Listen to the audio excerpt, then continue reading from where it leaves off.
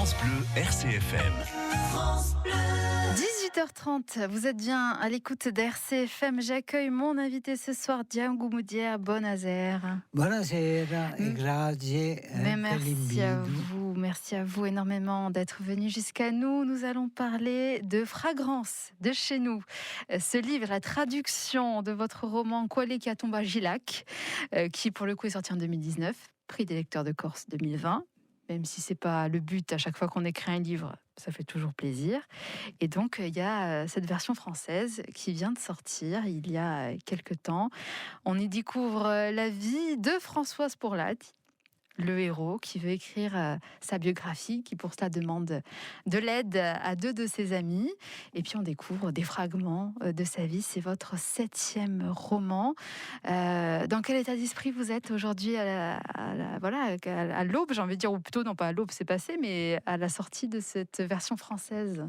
Mais je suis très embarrassé parce que lorsque j'ai écrit le roman en langue corse, j'avais le sentiment d'une liberté totale.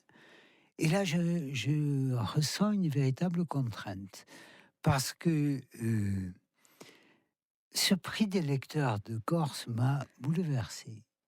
Parce que les gens me disaient «Ma non ci si capisce nulla, perdi in tutti i sensi, e come chi la ferait così». Alors je me suis dit, bon, il faut quand même, il faut raison garder. Désormais, il faut suivre un fil narratif, une chronologie, ce que je n'ai jamais fait. Et je me suis dit, bon, avec l'âge, la sagesse doit gouverner tout cela. Et voilà que j'ai le prix des lecteurs de Corse. Mais comment? Comme vous avez dit. Alors voilà on vient me conforter dans ma paresse et dans ma liberté surtout. Ah mais d'autant plus, comme vous l'avez dit, c'est un petit peu votre signature, votre spécialité, ce style qu'on appelle postmoderne, c'est-à-dire de s'affranchir des contraintes de suite chronologique, des contraintes de narrateur. Il y a plusieurs narrateurs, quasiment, j'exagère peut-être, mais quasiment chaque chapitre, c'est un narrateur différent, un point de vue différent aussi. Néanmoins, ce qui m'a frappé, moi, dans votre style d'écriture, c'est que chaque narrateur est sincère. Et on sent que c'est la vérité de ce personnage-là, mais c'est une vérité quoi qu'il arrive. Oui, je vous remercie parce que c'est une lecture vraiment très, très juste, hein, et très juste, c'est ce que j'ai voulu faire, hein. Mon intention était là.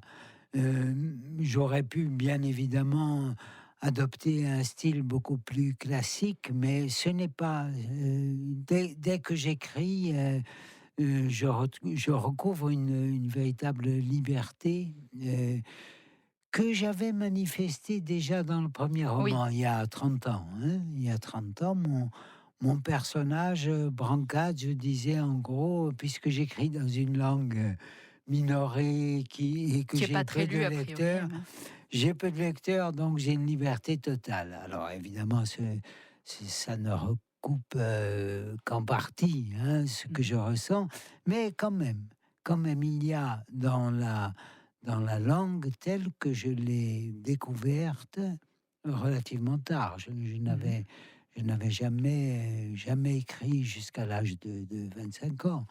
Et c'est donc parce que j'ai découvert de manière tout à fait fortuite ma connaissance de la langue corse que je l'ai employée littérairement. Alors que jusque-là, c'était pour moi, selon le modèle diglossique, Bien sûr. c'était la langue de l'intimité, la langue De la famille, oui. voilà, des situations non formelles. Et là, j'ai eu le sentiment qu'il y avait vraiment une véritable découverte à faire et je me suis employé à cela. Alors justement, tout ce qui est langue, le riacuicht, alors on le sait, vous êtes un des acteurs majeurs de ce fameux riacuicht, où votre personnage, enfin un des personnages en tout cas de ce roman, il en parle souvent parce que lui, il n'est pas trop d'accord avec ça, mais encore une fois, comme je le disais tout à l'heure, il est sincère. Et dans sa logique à lui, on peut comprendre, même si comme vous, on est un des acteurs majeurs de ce mouvement et qu'on aime et qu'on veut préserver la langue corse, l'air de dire, on a tous des avis différents, on a tous des vécus différents aussi, et on peut entendre tous ces débats-là, et c'est pas des débats fermés, on n'est pas dans le fantasme, grosso modo. Souvent, quand on pense au Riaquist, on oublie toute une partie de ce qui définit, de ce qui définissait au fond la philosophie, hein, Oui, entre guillemets, de cette de Riaquist. réappropriation. Ouais. Voilà, il s'agit d'une réappropriation, mais il ne s'agit pas d'un regard vers le passé. Mhm. Il s'agit d'une redécouverte de la tradition, de l'héritage, pour qu'il y ait implication dans le présent et dans le futur, Tout dans à fait. l'avenir. On oublie souvent ce qu'est la vie, c'est le passé, c'est l'avenir, Mhm. mais c'est aussi le présent. Or, le présent est particulièrement, comment dire, il est à la fois angoissant et passionnant. Parce que dès que je dis, puisque là il s'agit quand même de s'exprimer par écrit ou en parole Mhm. orale, eh bien, dès que je dis je suis, d'une certaine manière, je ne suis plus, C'est déjà puisque le derrière. présent Eh oui. et donc le présent est souvent représenté comme un point. C'est un point entre le passé et le futur, Mhm. l'avenir. L'avenir n'est pas là. Je ne le connais pas encore. Je peux l'espérer, je peux le bâtir, mais il me faut ce que les gens de Riaquist appelaient l'indiado. Là. Mhm. Et il s'agit de s'impliquer, s'impliquer pour construire un avenir. Bien sûr, avoir une idée du futur, mais surtout se doter d'un présent. Et pour moi, si vous voulez, le, le présent, en l'occurrence, c'est l'écriture. Oui, Quand j'écris, c'est sur le moment. je suis, et je suis souvent d'ailleurs, je m'aperçois que je recherche toutes les occasions d'écrire. Mhm. Pour moi, le présent est là, c'est l'écriture et c'est la littérature, et c'est donc la langue corse. C'est pourquoi j'ai du mal souvent à adhérer à des jugements qui porteraient vers le passé et qui regarderaient le passé Mhm. avec nostalgie. Euh, Avec nostalgie peut-être, mais en tout cas pas avec pessimisme. Et avec jugement, encore une fois. D'ailleurs, il y a un passage dans votre livre par rapport à cette vision du passé avec les fameuses bouteilles de but à gaz qui Ah sont oui, la couverture de cette version française, oui. avec ce boiteux qui ne veut absolument pas avoir accès au gaz à la Euh, maison, ce qui nous semble totalement classique aujourd'hui. Mais comme quoi, il y a toujours ce regard sur le passé, parce qu'avant, c'était à la cheminée, c'était mieux, c'était au feu de bois, c'était plus naturel. Il y a toujours ce regard-là quelque part, même si encore une fois pour lui, ça semble logique dans son esprit. Donc il y a plusieurs axes, comme on le disait, du fait de cette liberté d'écriture que vous prenez, chapitre après chapitre, et qui me fait penser un peu aussi au théâtre, puisque au théâtre, chacun dit sa vision des choses. C'est une des particularités de votre style. Vous écrivez d'ailleurs pour le théâtre aussi, notamment avec Déadrine, entre autres. Hein. Oui, alors je voudrais dire à propos de ce personnage que vous Oui, citez que c'est un. Je n'ai fait que utiliser, si vous voulez, un personnage que j'ai connu hein, oui, quand j'étais enfant et c'est du vécu.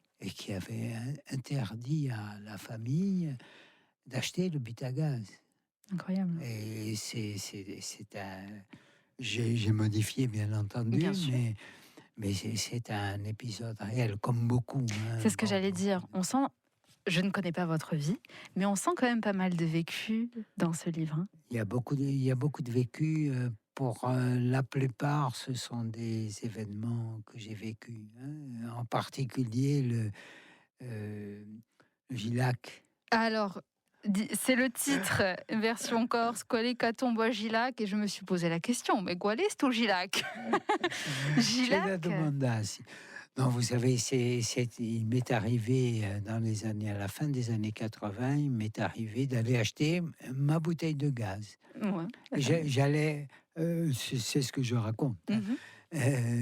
Je vais acheter ma bouteille de gaz et le vieux monsieur qui vendait ces bouteilles de gaz et qui m'a accueilli comme les fois précédentes, il était toujours bougon et ce jour-là, il était souriant, exactement comme mon personnage et il m'a dit: «Gou de Eh Wish ouais. toujours qu'elle m'y va, Genugui» et il m'a dit aussitôt, dès que je lui ai montré que je ne comprenais pas, il m'a dit: «Perché non si mica quello di Puede giornale, mica fa qualcosa. poteva non» et voilà, j'ai découvert en rentrant chez moi que j'étais cité comme un des Comme chefs votre, du personnage. FLN, Ouais, tout à fait. alors que, ma foi, Mmh. je me suis rappelé cet épisode de mon enfance, enfin de mon adolescence où, j'avais loupé, voilà, j'avais loupé en Un tirant la tir. carabine et j'avais troué une bassine Gillac. Et Voilà. oui, une Vasine C'est Gilac. quelque chose qui m'est arrivé et je l'ai donc transposé littérairement là-dedans. Et votre personnage, c'est donc inspiré d'un fait que vous avez vécu, comme vous le disiez, ça va le suivre tout au long du roman. Cette anecdote, elle revient, même sur le continent, puisqu'il bouge. Hein. Votre personnage, il se dit en Corse, finalement, je suis assez enfermé, je ne sais pas si mon avenir il se fait ici. Moi, j'ai envie de faire des affaires, donc il passe par Marseille, il passe par Paris. Et même à Paris, il faut dire que la diaspora, vous le dites d'ailleurs dans ce livre, on est très nombreux. Il y a aussi des Corses ailleurs qui sont pas moins Corses que d'autres. C'est ce que se dit votre personnage aussi. Oui, absolument. Il y a chez lui, comme chez chacun d'entre nous, je pense, une espèce de dichotomie Mmh. entre l'ici et l'ailleurs, l'identité et l'altérité, la passion, du local et l'ouverture vers l'universel et donc je l'ai Bien caricaturé, sûr. hein, puisque c'était un peu le but, mais, l'origine, si vous voulez, est bien dans cette dualité, qui ne peut pas être identifiée, qui de mon point de vue est saine, hein, bien Mmh. sûr, puisqu'on est à la fois, idem et alter, hein, Exactement. voilà et donc il y a cette lutte, ou ce balancement comme on voudra, parce qu'il n'est pas toujours, un combat, mais il y a une dualité dynamique. Et cette dualité dynamique, il m'a semblé, à travers les événements que je prête à mon personnage et à ce qu'il connaît, il m'a semblé que chacun d'entre nous les connaît, Mais oui. quelles que soient ses options, quels que Mmh. soient les discours et Les les opinions, hein, théories, les bien sûr. opinions qu'il affiche ou qu'il manifeste, eh bien, on est tous soumis. Si on est présent au monde, chacun de nous est soumis à ce dialogue, Mmh, tout à fait. souvent difficile entre deux possibles. Tout à fait. Vous êtes donc mon invité ce soir pour nous parler de ce roman Fragrance de chez nous, qui est la traduction française de Kwaleka Tombo à Gilac. Vous avez aussi écrit pour beaucoup d'autres personnes, notamment on va écouter une chanson, un poème de Paul Valéry que vous avez traduit sur ce projet Carmini que vous avez fait avec Patrizia Kadadjeg. On écoute Interne.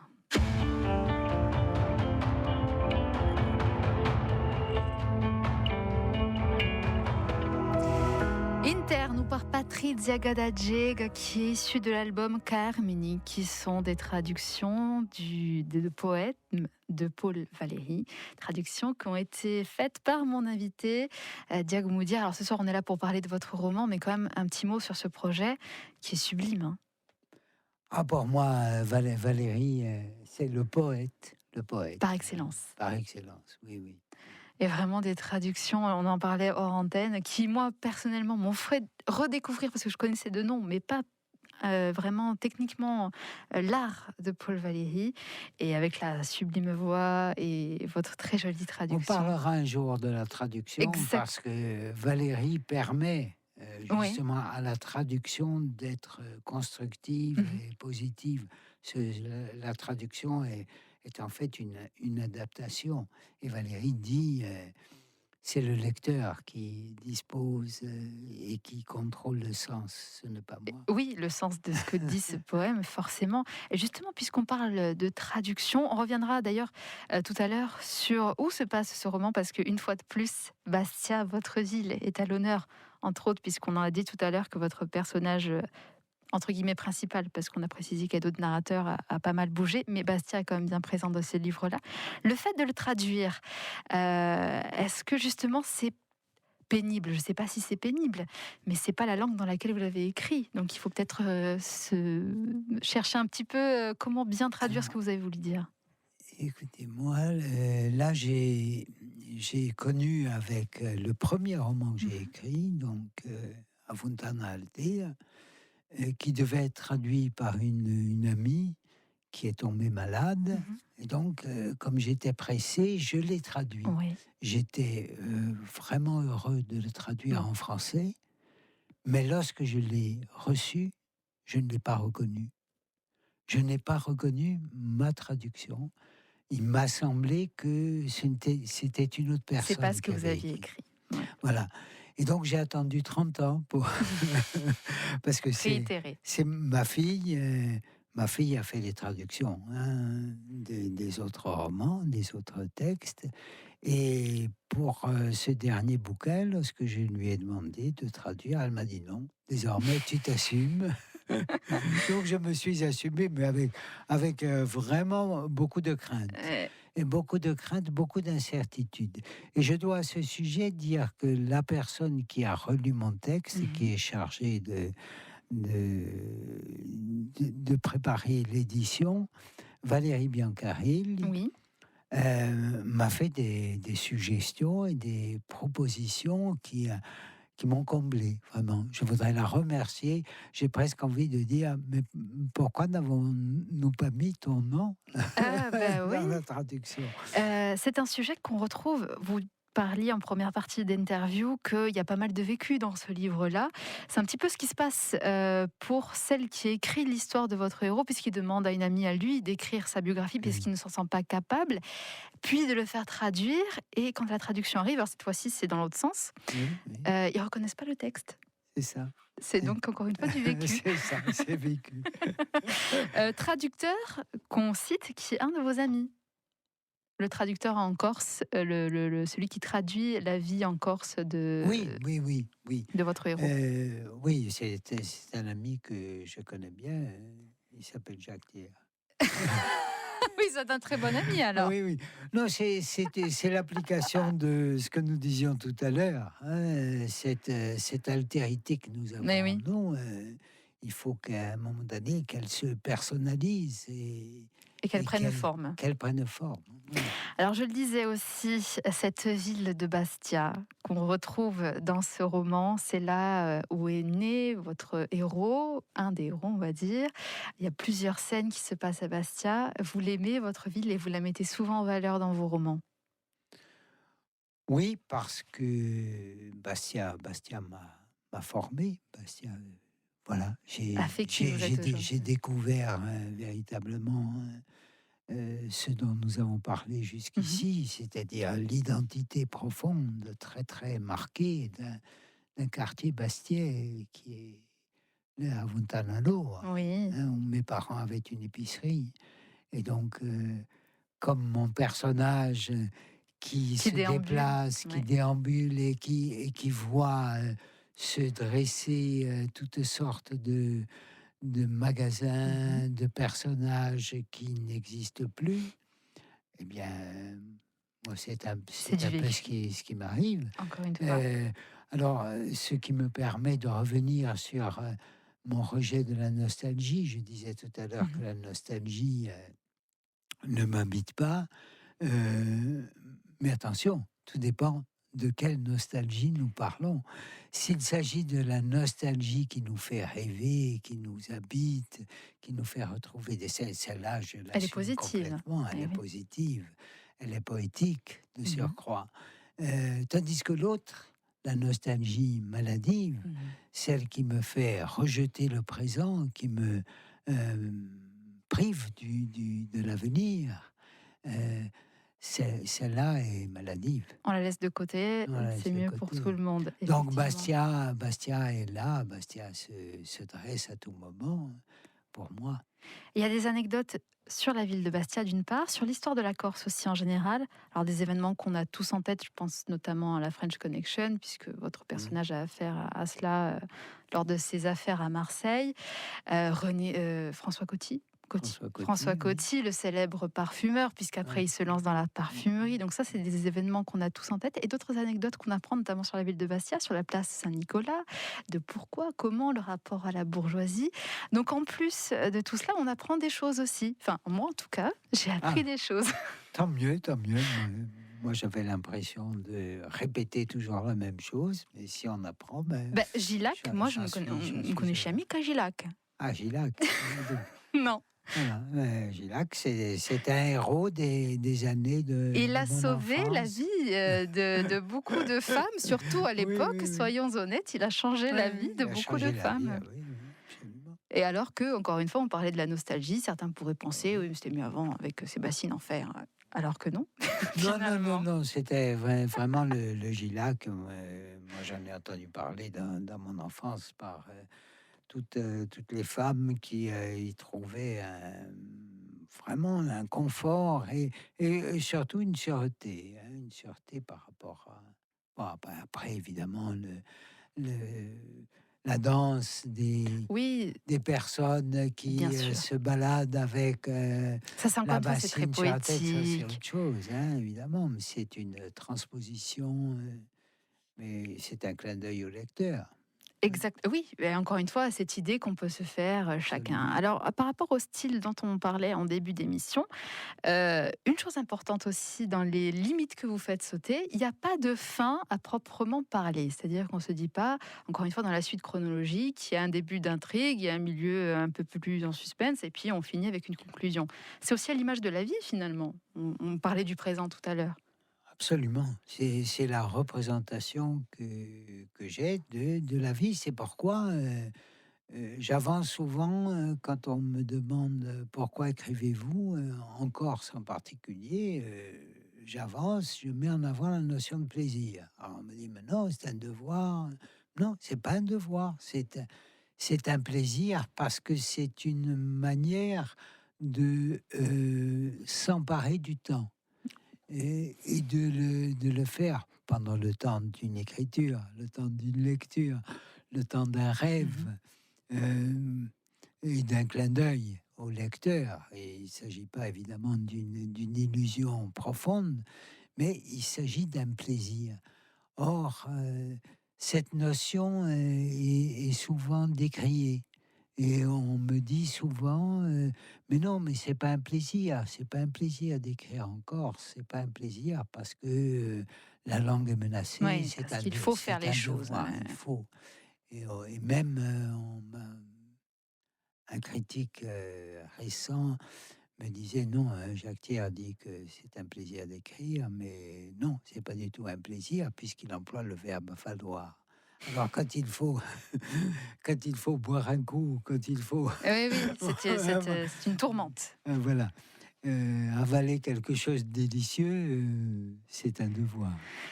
On arrive déjà, malheureusement, ça va très vite quand on a des choses intéressantes à se dire à la fin de cet entretien. Merci beaucoup, Diagomo, d'avoir été avec nous. Je rappelle du coup Fragrance de chez nous, la version française de Kwali Katomboagila qu'on peut toujours se procurer si on veut lire les deux versions pour peut-être comparer, si on veut faire une étude de la langue. Je ne Très sais pas. bien, je vous remercie pour votre accueil et je vous dis à À bientôt. bientôt pour un prochain projet, c'est avec plaisir. Merci à Doumé à la réalisation de cette émission. Merci également à Carole du côté du standard. Et on va se quitter avec un autre de vos textes, cette fois-ci interprété par Isurgenti, l'Orchestro. France Bleu RCFM.